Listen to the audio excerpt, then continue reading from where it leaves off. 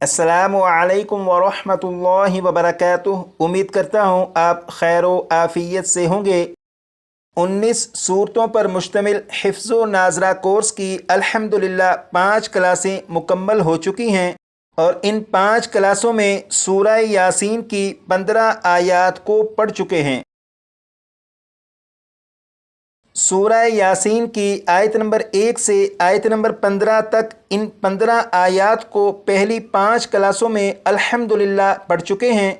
यहाँ पर आपसे एक गुजारिश करनी है कि इन 15 आयात में जो हरूफ मद्दा हैं उन्हें आप अच्छी तरह याद कर लीजिएगा।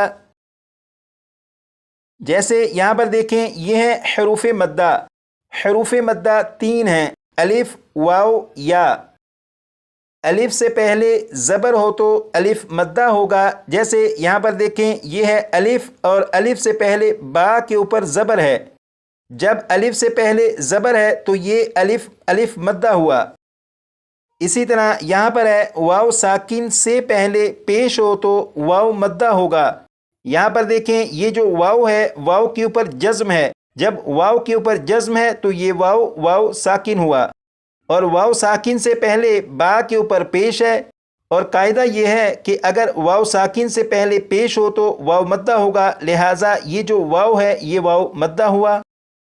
यहाँ पर है या साकिन से पहले ज़ेर हो तो या मद्दा होगा। जैसे यहाँ पर देखें, ये या साकिन है, या साकिन से पहले बा के नीचे ज़ेर है, लिहाजा ये जो या है ये या मद्दा है।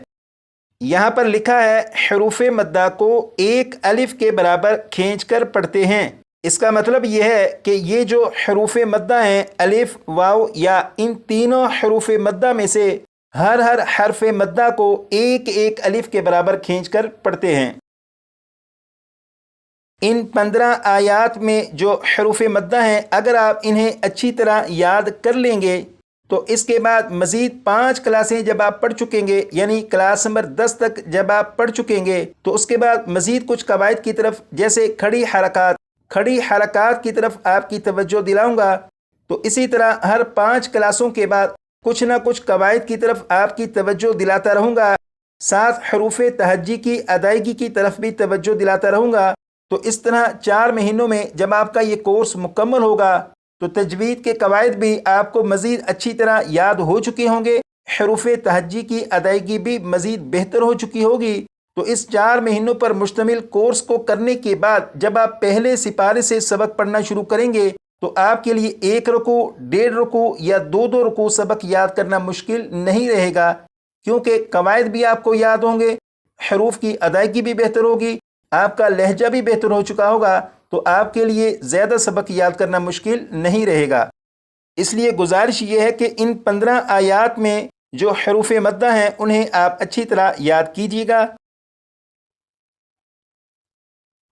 यहाँ पर आप देखें, पहली 15 आयात में ये जो रेड कलर के निशानात आपको दिखाई दे रहे हैं, ये हरूफ मद्दा को ज़ाहिर कर रहे हैं। जैसे इस लफ्ज़ को देखिएगा, इस लफ्ज़ में यहाँ पर अलिफ, अलिफ से पहले ज़बर है। जब अलिफ से पहले ज़बर है तो ये अलिफ अलिफ मद्दा हुआ। और इस लफ्ज़ को पढ़ेंगे जअलना, जअलना, जअलना। यहाँ पर नून को एक अलिफ के बराबर खींचकर पढ़ा, क्योंकि यहाँ पर अलिफ मद्दा मौजूद है, इस वजह से नून को एक अलिफ के बराबर खींचकर पढ़ा। अब यहाँ पर देखें, ये है वाव, वाव के ऊपर जज़्म है, लिहाजा ये वाव वाव साकिन हुआ। वाव साकिन से पहले पेश है। जब वाव साकिन से पहले पेश है तो ये वाव वाव मद्दा हुआ और इसे एक अलिफ के बराबर खींचकर पढ़ेंगे। जैसे अगर इस लफ्ज़ को पढ़ें तो ये पढ़ा जाएगा क़द्दमू, क़द्दमू। यहाँ पर मीम को एक अलिफ के बराबर खींचकर पढ़ा, क्योंकि यहाँ पर वाव मद्दा है। यहाँ पर देखें, ये जो लफ्ज़ है, इस लफ्ज़ में यहाँ पर या साकिन से पहले ज़ेर है, लिहाजा ये जो या है ये या मद्दा है। और इस लफ्ज़ को अगर पढ़ें तो ये पढ़ा जाएगा तंज़ीला, तंज़ीला। यहाँ पर या को एक अलिफ के बराबर खींचकर पढ़ा, क्योंकि यहाँ पर या मद्दा है। تو یہاں پر یہ جو حروف مدہ ہیں انہیں آپ اچھی طرح یاد کر لیجئے گا۔ یہاں پر دیکھیں، یہاں پر الف اور الف سے پہلے میم کے اوپر زبر ہے۔ جب الف سے پہلے زبر ہے تو یہ الف مدہ ہوا، لیکن یہاں پر الف مدہ کے اوپر مد علامت موجود ہے۔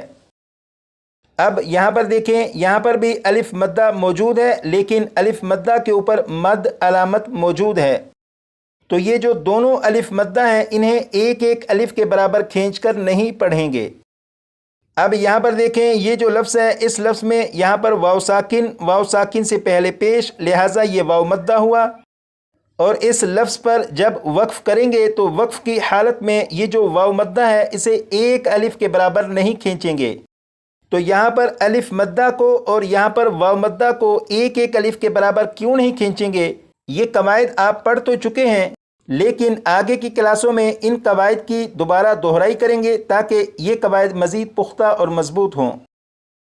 فی الحال یہ جو ریڈ کلر کے نشانات کے ذریعے حروف مدہ کو ظاہر کیا گیا ہے انہیں آپ اچھی طرح سمجھ لیجئے گا۔